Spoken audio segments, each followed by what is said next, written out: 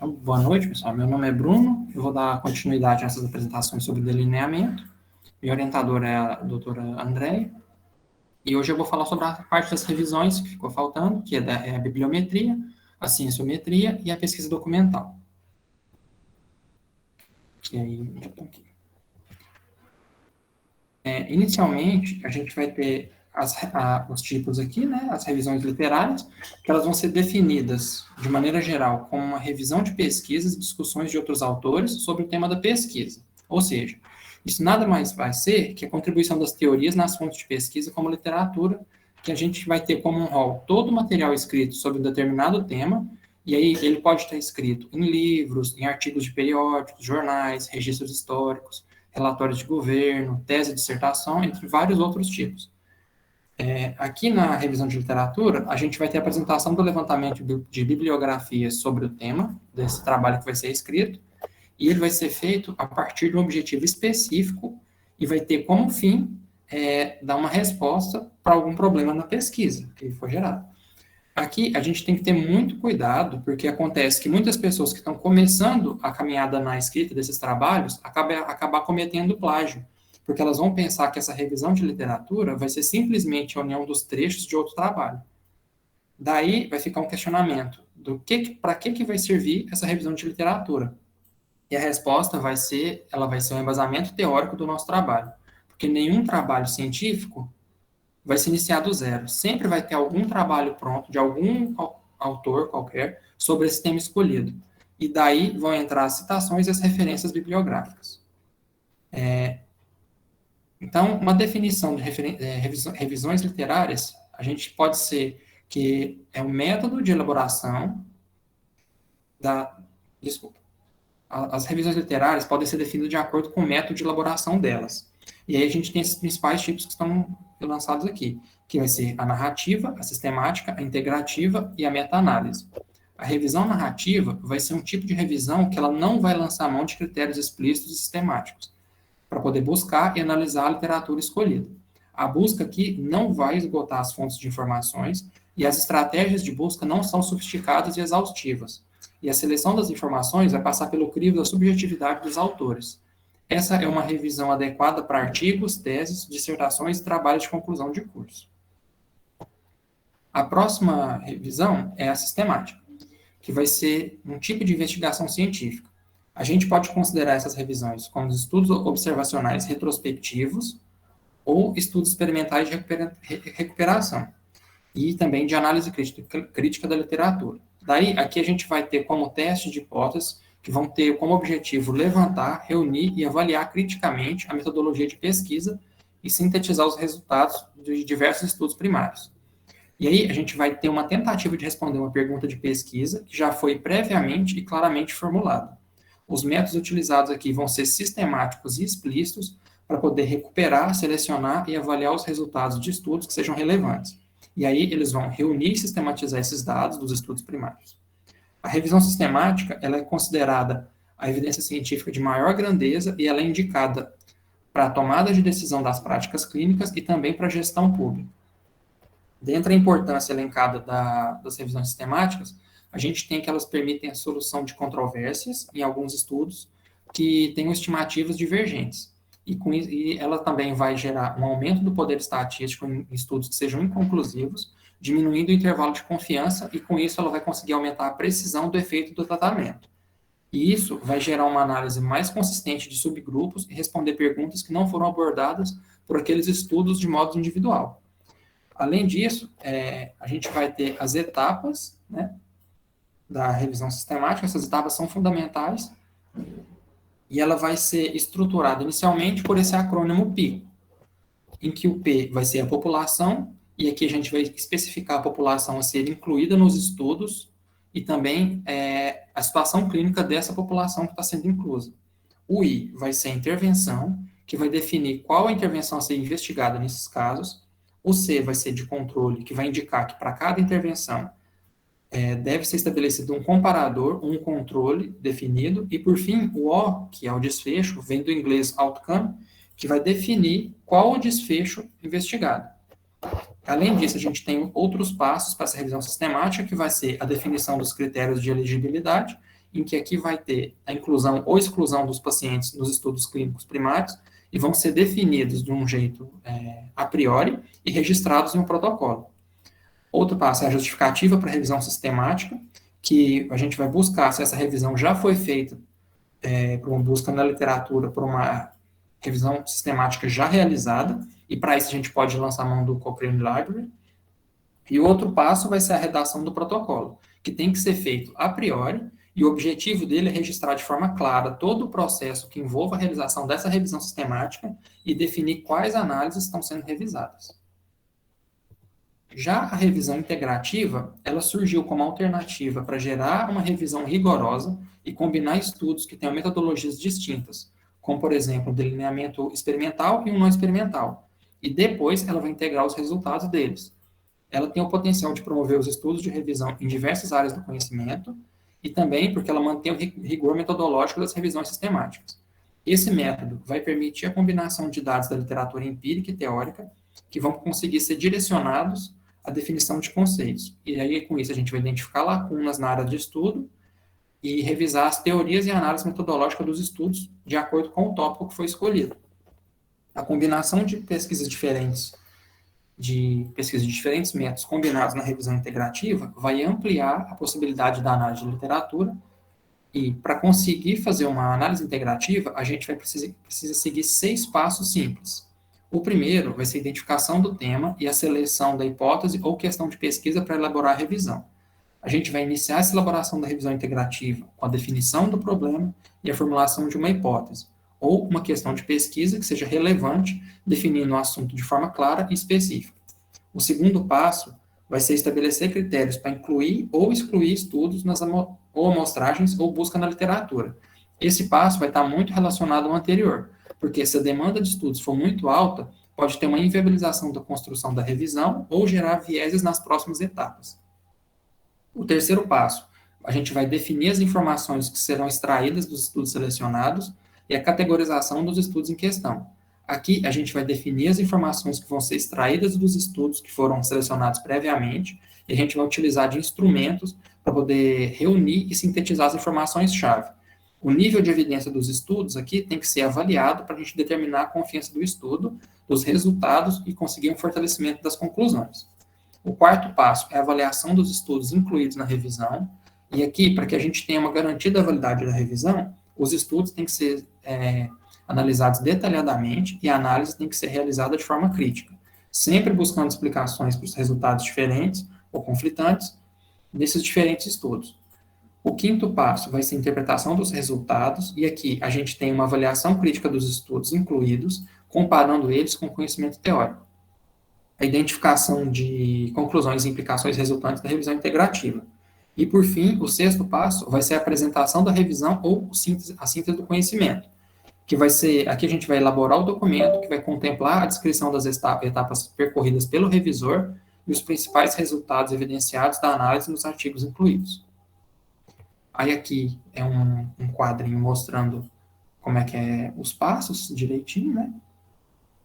E a gente entra na meta-análise, que é a última da parte da revisão de literatura, que ela vai ser definida como uma análise estatística que combina resultados de 2 ou mais estudos que são independentes, criando uma estimativa única de efeito. E assim, ela vai conseguir estimar com mais força e precisão o tamanho real do efeito da intervenção, que muitas vezes não vão surgir nos estudos clínicos que tiveram, por exemplo, uma metodologia inadequada ou que o tamanho amostral foi insuficiente. Frequentemente aqui, a abordagem meta-analítica vai ser uma alternativa muito útil quando a gente não tem grandes estudos randomizados disponíveis e também porque ela combina os dados de todos os estudos anteriores daquela matéria.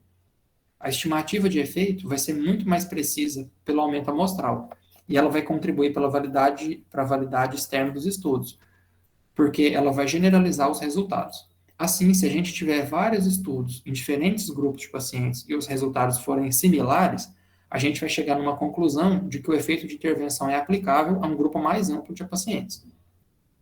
Só que aí, nem sempre a meta-análise vai concluir ou definir o verdadeiro efeito da intervenção, porque se a gente tiver poucos estudos com amostras pequenas ou um pequeno número de eventos, a gente incluir eles, a estimativa de efeito gerada por essa meta-análise vai ter um intervalo de confiança muito largo.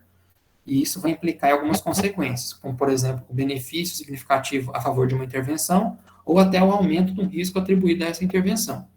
E assim, essa meta-análise pode ser taxada de inconclusiva e sugerir uma necessidade de estudos com maior poder estatístico para que a gente consiga concluir a questão. O próximo passo aqui a gente abordar vai ser a bibliometria. A gente vai ter que o conceito dela vai ser um conjunto de leis e princípios empíricos que eles vão contribuir para estabelecer os fundamentos teóricos lá na ciência da informação. Inicialmente, foi criada por esse termo, Statistical Bibliography, em 1922 por esse Wyndham Hill, e ela foi criada a priori para medida de livros, ou seja, ela era utilizada para poder citar a quantidade de edições, de exemplares desses livros, quantidade de palavras que tinha em cada livro, do espaço ocupado pelos livros na biblioteca e a estatística relativa à indústria dos livros. Aos poucos, ela foi se voltando para o estudo de outros formatos de produção bibliográfica, que aí a gente vai ter os artigos de periódico e os outros documentos. A bibliometria, ela é regida por 3 leis bibliométricas, que são as leis de Bradford, de Lotka e de Zipf. A de Bradford vai relacionar a dispersão de literatura periódica científica, e ela vai dizer que se os periódicos científicos forem ordenados de forma decrescente de produtividade desses artigos, sobre algum assunto específico, a gente vai poder dividir em um núcleo de periódicos que vai ser mais particular esse assunto do que ao núcleo. Essa lei vai ser útil para o desenvolvimento de pesquisa de aquisição e descarte de periódico.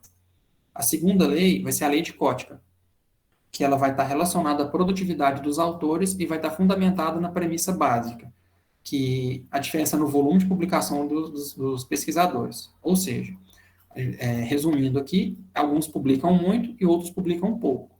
E aí, isso vai indicar que, essa lei vai indicar que a relação de número de autores e artigos publicados vai seguir a lei do inverso quadrado. Isso quer dizer que, se o número de pesquisadores publicou 2 artigos, por exemplo, esse número de pesquisadores vai ser 1/4 dos pesquisadores que escreveram um artigo. Por fim, a lei de Zipf vai se relacionar à frequência da ocorrência de palavras em um texto, e aí vai se relacionar diretamente com a representação da informação, ou seja, vai ter uma indexação temática automática. O Zipf, ele observou que em um texto que seja suficientemente longo, tinha uma relação entre a frequência que cada palavra aparecia e a posição que ela estava na frequência dessa ocorrência. Daí, a gente conclui que a bibliometria é uma ferramenta estatística que vai permitir mapear e gerar diferentes indicadores de tratamento e gestão de informação e conhecimento, especialmente nos sistemas de informação e comunicação científicos e tecnológicos. Além disso, ela vai permitir uma minimização da subjetividade que é inerente a essa indexação e a recuperação de informações e vai gerar a produção do conhecimento de acordo com cada área do assunto que a gente esteja falando. O próximo passo que a gente vai conversar hoje é a cienciometria. A gente tem que ela vai ser definida como o estudo dos aspectos quantitativos da ciência enquanto uma disciplina ou atividade econômica. Ela foi iniciada lá na década de 1960 pela Unesco e pela OCDE, que são organizações dentro da ONU que desenvolvem metodologias para avaliação da atividade científica e tecnológica. A cienciometria, ela vai ser um segmento da sociologia da ciência e ela vai ser aplicada no desenvolvimento de políticas científicas e ela envolve estudos quantitativos das atividades científicas e aqui a gente vai incluir também as publicações. A importância da cienciometria vai se dar pela capacidade de identificar as tendências e o desenvolvimento do conhecimento. O uso dela é essencial em 2 frentes. A primeira é a tomada de decisão no que vai circundar a gestão de recursos, e a outra vai ser no incentivo da geração de informações técnicas que vão permitir um desenvolvimento que seja sustentável. Aqui também a gente pode ressaltar que a cienciometria não pode substituir um método analítico sobre determinado assunto, só que ela tem uma capacidade de provocar uma maior visibilidade desses dados da pesquisa, e além disso, esse recurso é muito importante para a gente conseguir identificar quais áreas vão precisar de uma maior preocupação. Por fim, o último tópico que a gente vai falar é a pesquisa documental. A pesquisa documental, ela vai consistir em um exame intenso e amplo de diversos materiais que não sofreram nenhuma análise ou que possam ser reexaminados buscando novas informações ou interpretações. Assim, a gente pode dizer que a pesquisa documental vai consistir na pesquisa em que os dados são provenientes estritamente de documentos com o objetivo de extrair informações que vão estar contidas nesses documentos para a gente conseguir compreender um fenômeno. E aí a gente tem uma definição do que é o documento. Partindo lá da etimologia da palavra, a gente tem o documento, que vai ser o significado de ser aquilo que ensina, que serve de exemplo.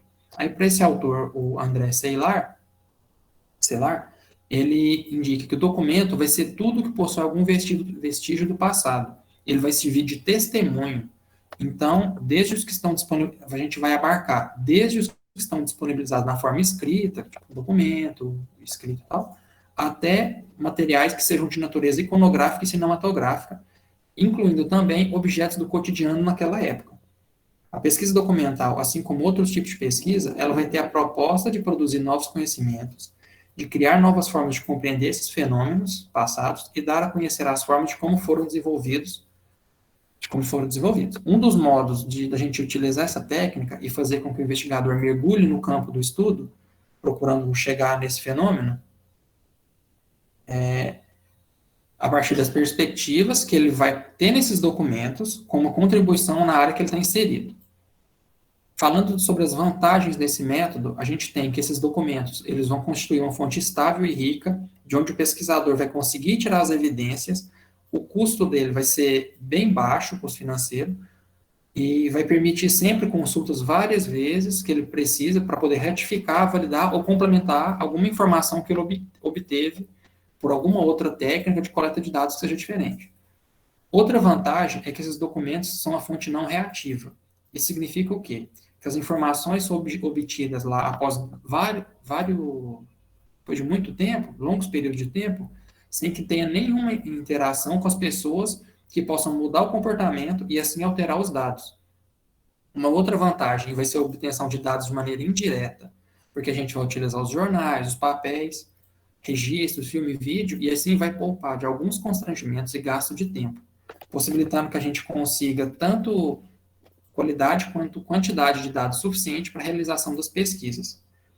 Falando das desvantagens, segundo dois autores que eu li, tem o Guba e o Lincoln, as amostras documentais não vão ser representativas dos fenômenos estudados, porque esses documentos não vão traduzir as informações reais pela forma que eles foram feitos, porque não era o propósito inicial desses documentos fornecer dados para uma futura investigação. Isso também vai indicar que esses documentos têm uma falta de objetividade e uma validade questionável, porque eles foram fruto de uma produção humana e social, e aí a gente não tem garantia de que eles sejam fidedignos, e também a gente vai ter outra desvantagem, que são as escolhas arbitrárias de aspectos e temáticas que são abordados. Outra desvantagem aqui também, além disso, é a limitação em dadas pesquisas que vai obrigar o pesquisador a ser seletivo, porque ele não vai conseguir lançar a mão de todos os documentos disponíveis e necessários. E aí é uma das desvantagens. Assim eu vou finalizando aqui. Aqui estão as referências. Eu estou à disposição para, se tiver alguma dúvida, a gente conversar sobre o tema. Obrigado.